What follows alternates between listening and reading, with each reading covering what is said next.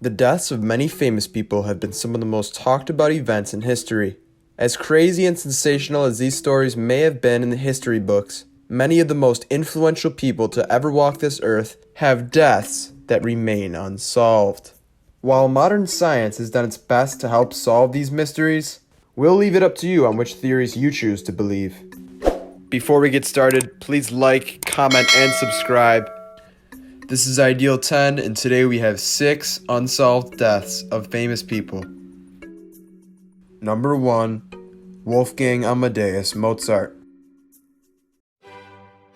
Wolfgang Amadeus Mozart is one of the most well-regarded and legendary classical composers of all time. He worked on his compositions right up until his death. This man was on the grind for life. Up until recently, the leading thought was that Mozart was offed by a rival. Even the play and film Amadeus named Antonio Salieri as the culprit. Despite this belief, a 2009 study done by European epidemiologists offered a brand new theory. After examining several of Mozart's historical death records in his home of Vienna, they found a sudden spike in deaths of men in the city around the time of Mozart's death. The new theory is that Mozart contracted a streptococcal infection, otherwise known as strep throat, during an epidemic in the city. After years of having his name and reputation completely slandered, Mr. Salieri might be owed an apology after all. An Englishman by the name of George Herbert is well known as the man who funded the expedition to discover the tomb of the Egyptian king, King Tut. One individual in particular, by the name of Sir Arthur Conan Doyle, warned him that by disturbing the tomb, he would be bringing the mummy's curse upon himself. About a month after exploring the tomb, Herbert died, immediately sparking speculation that he had become a victim of King Tut's wrath. However scary it may have seemed, many qualified figures such as scientists believe that the Egyptians actually just left a poison behind when they sealed the tomb. Others believe that he may have been exposed to toxic fungi that developed from being in there for so long. The truth seems to be much less dramatic, actually.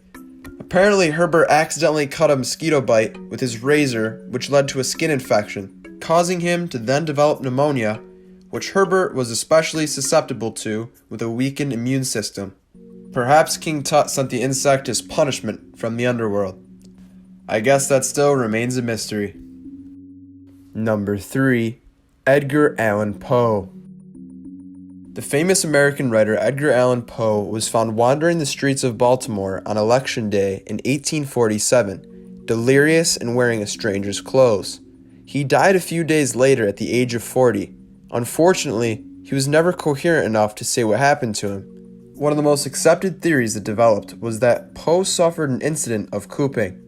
Cooping was a practice where men would be kidnapped off the street and taken to different polling places to vote for the same candidate repeatedly. The fact that Poe seemed to be drugged and was dressed strangely added to this theory. However, the writer may have been too well known for the scheme to work. It has been debated that Poe was an alcoholic during his life, and this may have contributed to his weary death. A recent theory suggests that he actually died of rabies. He exhibited many of the symptoms, including confusion and difficulty swallowing. The animal that may have bitten Poe is still unknown. Number 4. Alexander the Great. Alexander the Great was one of the most influential people of all time. During his time, he created an enormous empire across all of Eurasia, including 20 cities named after himself. Through stories, it has been reported that a Hindu prophet by the name of Kalanis spoke his last words to Alexander: "We shall meet again in Babylon." Eerily, no one knew what this meant, until Alexander died soon after in Babylon at the age of 32. He suffered from pain and partial paralysis for almost 2 weeks leading up to his death in 323 BC. When he finally died, he showed no signs of decay after almost 6 days. This encouraged the idea of the people that Alexander was not just a king, but actually a god. With modern science, his lack of decomposition might prove to be one of the biggest clues in determining Alexander's fate. For much of history, it was thought that he succumbed to tropical disease during his military travels, possibly malaria or typhoid. Many also believe that he could have been poisoned from his many rivals. However, new research suggests that he may have actually been suffering from Guillain-Barré syndrome, an autoimmune disorder that causes paralysis and death. So what does this mean? Well, those 6 days when they thought that he wasn't decomposing, he could have been well alive, but just in a state of paralysis. Number 5. Napoleon Bonaparte. Besides his short height, Napoleon Bonaparte was also known as being a great leader. Unfortunately, Europe's great emperor had been forced to retire early. He went from living a life of conquest to a quiet life of exile on the island of St. Helena in 1815. He began experiencing pain, digestive distress, and sweating. There had been a history of stomach cancer in his family, so when the doctors agreed that that's what it was no surprise. However, on his deathbed, Napoleon claimed that the British had poisoned him. His British captors certainly would have benefited from the death of the famed French general, and there is some scientific evidence supporting Napoleon's claim. As a matter of fact, fatal levels of arsenic were found in Napoleon's hair during modern tests. Similarly high levels were also found in the hair of his family. Arsenic was a common chemical found in many household objects at the time, so it's possible that he had simply absorbed too much of the poison while living on St. Helena. Interestingly, the French government will not allow his body to be dug up for examination, so this mystery will have to remain unsolved for now. Number 6. Joseph Stalin. However powerful, Joseph Stalin was one of the most brutal leaders of all time, killing tens of millions of his own people. Despite this, his own death was not really that violent.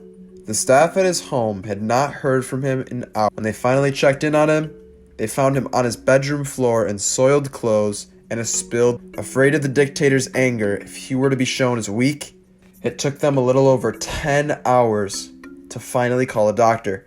When doctors arrived, Stalin was partially paralyzed and had extremely high blood pressure. Later on, he vomited up and eventually passed. At the scene, it was decided that it was a stroke. However, Stalin did have a lot of enemies who believed that his power was theirs for the taking following his death. Several of his associates had visited him in the days prior, supposedly drinking wine together.